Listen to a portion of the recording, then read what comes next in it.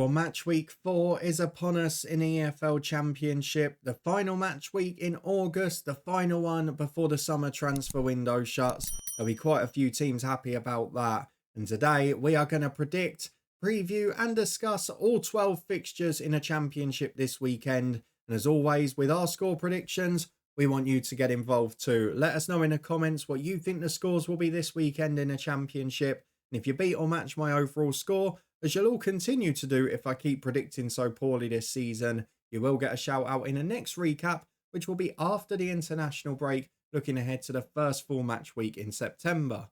For now though, before we go ahead to match week 4, we've got to have a look back at number 3 and see how it all went last weekend, because I did get my first perfect score of the season, and surprise, surprise, it was a championship's favourite scoreline.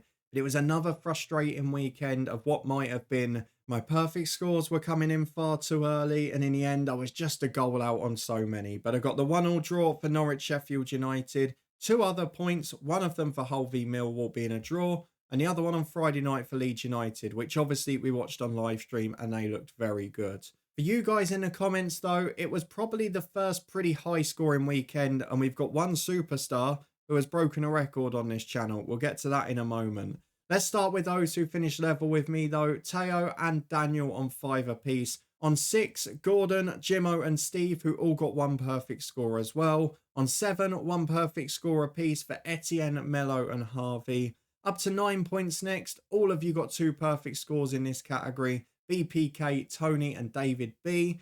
But then we move into double figures. 2 perfect scores for Peter, who got 10 points overall. 2 perfect scores for this guy, who got 11 as well. Then we move into the big hitters in the top 5. On 12 points, it is Darren and Swifty. Remarkable from both of you that you got no correct outcomes, just 4 perfect scores and 8 completely wrong. Something we don't see very often, but still 12 points. Good effort from both of you.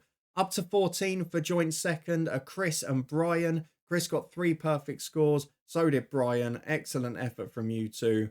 But top of the tree, a regular player, Ojo, 17 points. 5 perfect scores. Leeds win, Bristol City v Coventry, QPR Plymouth, Blackburn's 2-1 win and West Bromwich Albion's 2-1 win. 5 perfect scores, 17 points. That is a staggering effort. Let's move on though after match week 3 to match week 4. We've had a different winner every week so far.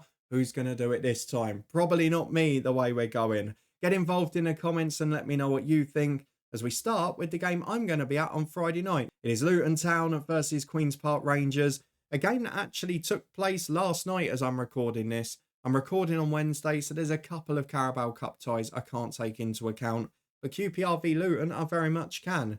QPR rotated, Luton went remarkably strong, and in the end it didn't work out. Both strikers were left in to try and get their first goal of the season. Neither of them did. Zach Nelson, the youth academy start, did score an absolute worldie though. But afterwards, it was poor on penalties. It was an okay performance, better again. And there were positives in the first half with the likes of Burke, Bell and Nakamba continuing to build up their return from injury. However, for QPR, it's also not been the greatest of starts. A couple of draws, and I don't think they'll be able to explain ever how they didn't win against Plymouth, because 30 shots on goal, playing against 10 men for an hour, 9 men for the last couple of minutes. Just couldn't make it happen. It was one of those frustrating days, and it's been a similar start for both. Just frustration, not being able to click going forward, letting a few silly goals. And in the end, both teams are looking for that first win.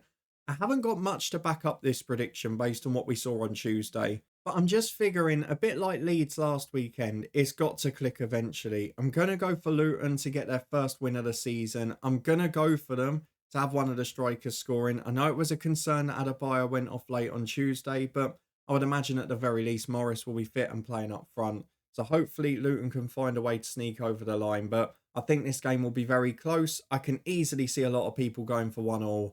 I'm going to go for Luton to nick it though by 2-1. Heart ruling head in the first prediction. As we move on to Saturday afternoon and we start with a Lancashire Derby. Burnley, one of the 3 sides. I can't take the Carabao Cup tie into account because it's on Wednesday night. They host Blackburn Rovers, who have had a pretty good start themselves, but again, struggled in midweek in the Carabao Cup in a game where they went ahead, they were looking very comfortable, and it just suddenly threw it away in a space of 5 minutes. It was a very weird performance, but That's not the main concern for them. In a league, it is going pretty well. A good turnaround against Oxford United after conceding an absolute worldie, but they found a way to come back and win it. And that goal just before half-time was so crucial. They haven't kept a clean sheet yet, albeit Oxford, that was a screamer away from happening. I am still a little bit concerned about them defensively. John Eustace, when he's had those strong spells before, always had a side that was weaker on the road. And I just feel against a Burnley team who, again, have not been at their most fluent best. They were gifted opportunities by Luton. They had an XG of less than 1 against Cardiff, pretty famously. They were helped out by the keeper there. And then struggled in front of goal against Sunderland, who were excellent against them last week. I do worry that Burnley aren't going to create a huge number of chances in a lot of games, but I think they will win this one, if I'm being honest with you. There's part of me that wants to go for a really big score just because I think both teams have got a chance of scoring in this game. But I'm going to stay fairly reserved. I'm going to go for Burnley by 3-1. I'm not sure that goal threat's there consistently. I just think both sides are a little susceptible at the back. So I'm going to go 3-1 Burnley in the Lancashire Derby. Let's move on to the second early kickoff, and it's a big one in South Wales. It is Cardiff City versus Middlesbrough. Now, Borough lost 5-0 at home in the Carabao Cup in midweek against Stoke. I don't think many people saw that coming, no matter what side they put out. Last weekend, though, they were frustrated again, and 2 games in a row against promoted sides in Derby and Pompey, and 2 absolute gifts. We saw Senny Dieng and Matt Clark having a bit of chaos at the back against Pompey. We saw against Derby the short back pass which led to the winner. There are defensive mistakes in them at the moment, and they're not really that clinical in front of goal. Only got 1 against Swansea when they should have scored about 5. Didn't score against Derby in a game they dominated. Yes, they got 2 against Pompey, but then didn't score in midweek again. And they're relying on Tommy Conway to come on and score the penalty against Portsmouth to equalise. So, from open play, there are definitely concerns. Cardiff were a little better against Swansea, albeit for most of the first half second best. They've not got a great record in the derby, but they fought back in the game, which was impressive. And in the end, they probably just about earned their point in the second half. So after a couple of games where the performances weren't abysmal, but some of the defending was against Burnley and Sunderland, I think that will be a nice relief for them to get a point on the board and a better performance. Having said that, they're still bottom of the table on goal difference. I know the table shouldn't matter this early, but I think they might win this game. Borough are so poor in front of goal at the minute that I can't predict them to win. I know a lot of people again here will go for a Championship's favourite scoreline. It's probably not a bad idea in this sort of week to go for 12-1 draws, to be honest. But I'm going to stick my neck on the line and say Cardiff get their first win. 1-0, and Borough, they still need another scorer for me. And for the final early kickoff, we go to Coventry City versus Norwich City, as Coventry again threw in the Carabao Cup after a relatively solid start to the season. I know they had that disappointment against Stoke, but a decent draw against Bristol City last week, where again they came back from behind. Casey Palmer producing the goods against his former club. Lovely for Thomas Asante to get off the mark in the cup in midweek. And obviously they've beaten Oxford twice at home this season. So it's quite hard to see where Coventry are, because in their 5 games, they've played Oxford twice and Bristol City twice. We've not seen them against too many different types of opposition. For Norwich, soundly beaten at Palace in the cup. No shame in that. Palace are a good side at the minute. But 2 decent draws at home in the last 2 weeks. The concern is away from home. They were abysmal away against Oxford on the first day of the season. And we also know last season they were abysmal away from home. Got into the playoffs despite having a 6th worst record in the Championship. So on that basis, given that Coventry have been fairly strong at home and nicked both of their home games so far this year, albeit both against Oxford United, I'm going to go for them to nick this one as well. I'll go in between the 2 scorelines. I'll go for Coventry to win by 2-1. Norwich City are conceding goals for fun though, so don't be surprised if it's a little bit higher. As we move on to the 3 p.m. kickoffs, and it is Derby County versus Bristol City. Derby had a bit of a stinker in the cup in midweek, but in league terms, very disappointing away at Watford, albeit one of those Watford goals was sensational. They went ahead early and they'll be disappointed that they couldn't then go on and get something from the game. But there has been a lot of signs of encouragement for Derby so far. Actually, probably the game they were dominated the most in was the Borough one, which they won at home. But they managed to show that they were resolute defensively. They managed to sneak a way through. And away at Blackburn and Watford, there were signs on the break that they're going to be a threatening side this year. I still maintain that Derby will be all right. Bristol City, I know I got a bit of stick in the comments last week, but in the 4 years we've been doing this, statistically, they've conceded more goals from leading positions than anyone else. Yes, they still ended up getting a win against Millwall with that 4-3 victory, but threw it from 2-0 up. They had the same problem against Hull, 1-0 up late on, still conceded a penalty in stoppage time, and then 1-0 up on a stroke of half time against Coventry and don't convert it into a win. If they want to make it into that top 6 this year, they've got to start converting those into wins. They actually played well against Coventry. They were the better team. They were the more menacing team, but they didn't make it count. And they're always going to concede a goal. No clean sheets this season so far. They did keep a few towards the end of last year, but it seems to be back to normal for them. I think there is promise in the Bristol City team, but again, I feel both teams will concede a goal. So I'm going to go for the Championship's favourite scoreline and sit on the fence. I don't think either of these sides are going to be particularly consistent this year. So as a result, I'm going to go for a 1-1 draw. Play safe on this occasion. As we move on to Elland Road and Leeds United, who host Hull City. A game between two sides that kept clean sheets last weekend. Leeds away at Sheffield United and Hull City against Millwall in a 0-0 draw, which one person got a perfect score for. I'm not sure how, because not many people would have been predicting 0-0 there. There were plenty of chances in the game, and in truth, either side probably could have won it. Hull starting to have more of the possession, more of the territory in games, but they still look a little susceptible to the break. That was their first clean sheet of the season.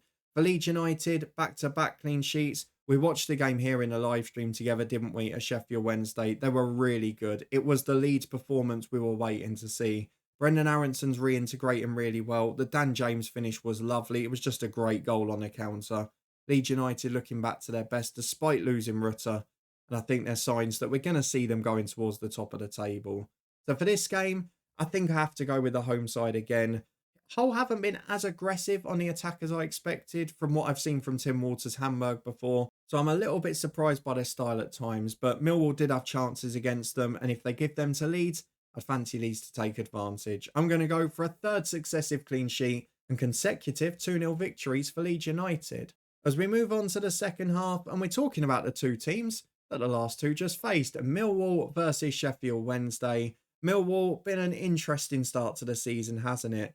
Defeated in two absolute thrillers against Watford and Bristol City, despite having a number of chances. Drew against Hull City, but I think the positive I take from this is Millwall are creating chances.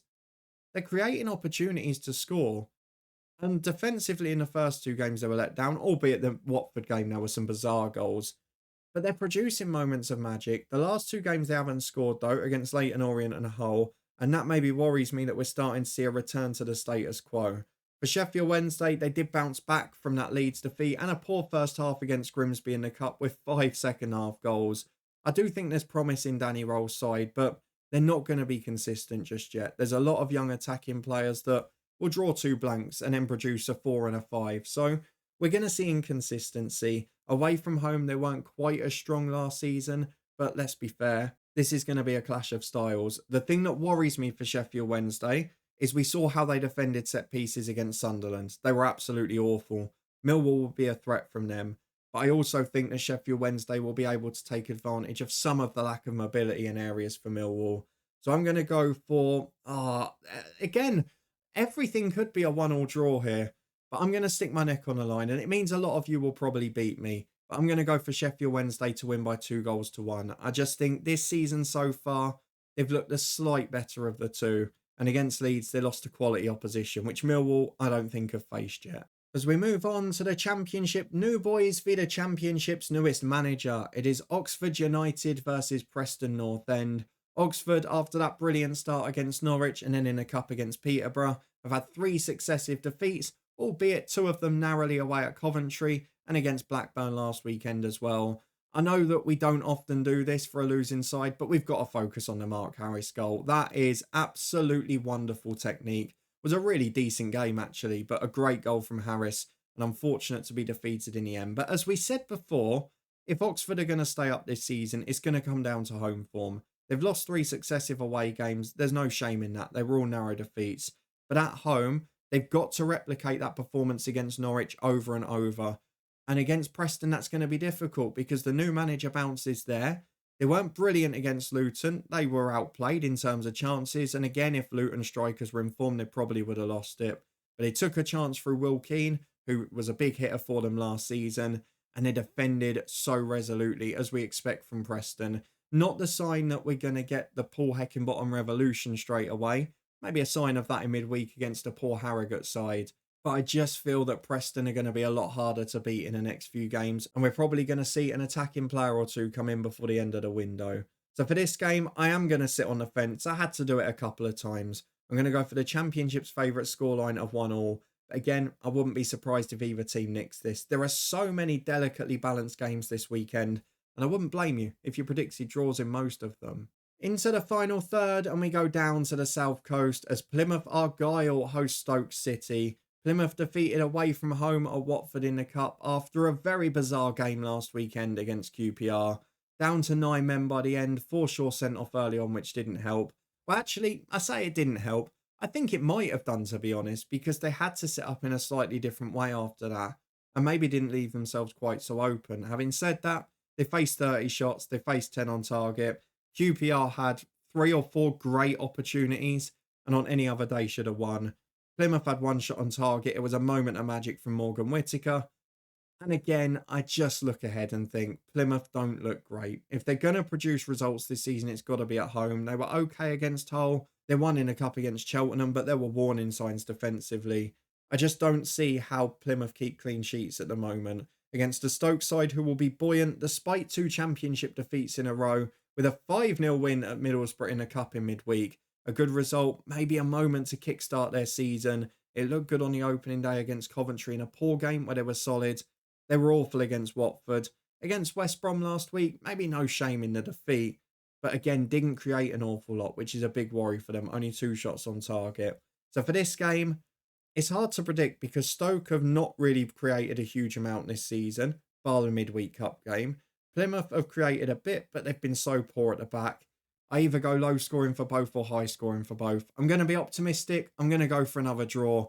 And I'm going to go for a bit of a thriller. 2 goals apiece at Home Park. As we move to one of the longest away trips of the season for Sunderland fans who are heading to Portsmouth, another of the 3 p.m. kickoffs, and Sunderland are one of only 2 sides with a 100% record this season. A big 1-0 win against Burnley despite the late red card to Dan Neil. You've got to say it was a really good performance. They were good value for the win. The way they're pressing, the way they're hounding teams out of possession is great. I still question whether they can do that with 3, 4 or 5 players out. I still question if they've got enough goals in the team from 2 or 3 different threats, particularly now having lost Jack Clark and still not having that focal point up front. Having said that, 1 or 2 of the players they've been linked with in recent days could well resolve some of those problems. I just think Sunderland have started really well, but I'm not completely convinced yet. For Portsmouth, it's draws galore. They drew against Borough, Luton and Leeds in 3 horrible games, but as we mentioned, it's a really tough start on paper. And if Pompey can keep picking up points in this situation, when they get to those games against the bottom half sides, they're going to have a real chance and confidence and hopefully some of their star players back. Sadie's looking a real threat in a championship. Probably would have been behind Colby Bishop in the pecking order had he been fit at the start of the season. Again, disappointed by 90th minute penalty concession. Again, conceded a lot of chances on the road. And it is fair to say they've perhaps got a bit lucky in that Leeds and Middlesbrough, both sides that couldn't take their chances on the day. You can't give up 30 shots every week and make it count. But at home, they looked a lot more solid against Luton, albeit against 10 men for the most part. But again, without really opening a team up. So it'll be interesting to see how Sunderland approach this. I do think they're going to win this game. I think they're too good on the counter. And Portsmouth have given up chances despite the good results this season.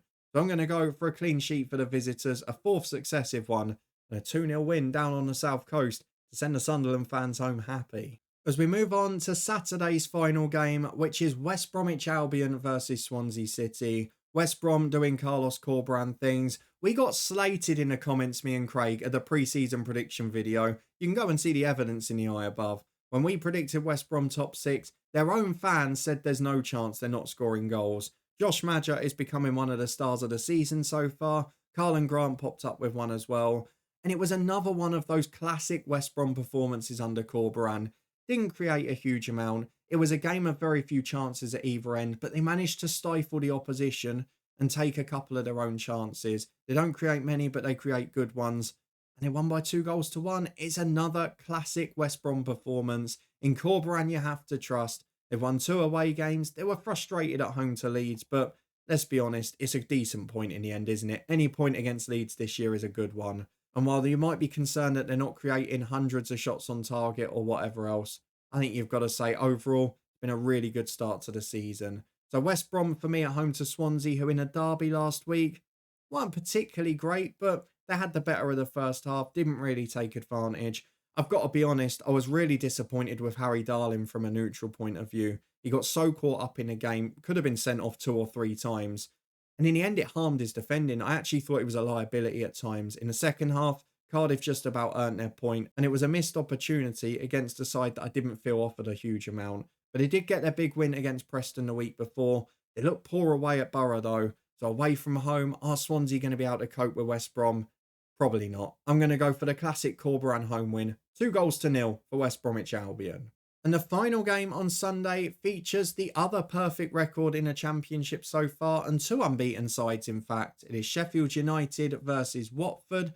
Sheffield United lost disappointingly in the cup in midweek, but a decent point at Norwich last weekend. Ollie Arblaster, as we mentioned pre-season, he looked good towards the end of the Premier League campaign, and he's starting this one in style. They could have a real gem on their hands there. He probably just about edged the game in terms of territory against Norwich, but again, at the back, didn't look particularly brilliant. A lot of the same story for a lot of sides so far this season. A side that does look brilliant, though, is Watford. I hate to admit it as a Luton fan, but Watford have been fantastic under Tom Cleverley. The question is, if he loses the next couple of games, will he start coming under pressure again? A good win in the cup in midweek, but against Derby, some well-worked goals. Musa Sissoko getting on the score sheet, a player I'm a big fan of. I actually don't think it was their best performance of the season. Derby probably had the best chances of the match. But Watford are starting to control the ball more, and more importantly, they're showing fight and spirit, which we mentioned hasn't always been the case since they've been back in the Championship. A Watford side that concedes early at times has crumbled since their return, but this time they fought back, they started to control the game, and they were patient in finding their openings. And Bayo's goal in particular, a really nice one. Some good football being played by Watford, loads of goals going in, and loads of different threats, which is a really good sign at this stage of the season. It's another one of those that you could easily predict to draw, but I'm going to go for Sheffield United to edge it. I'm not convinced either way. I was so close to going for a 1-1 draw. I'm going to go for Sheffield United by 2-1. But I've been really impressed by Watford under Tom Cleverley, I have to admit. With that out of the way then, let's have a quick recap of what I've gone for this weekend. There are 8 games that I was tempted to go for a 1-1 draw in, so I'll be interested to see how many you guys go for. In the end, I've just gone for the 2 between Derby and Bristol City and Oxford and Preston. But elsewhere, I've gone for Luton's first win of the season. I've gone for West Brom to continue their very good start. And I've gone for Sunderland to preserve their 100% record in their trip to the south coast at Portsmouth.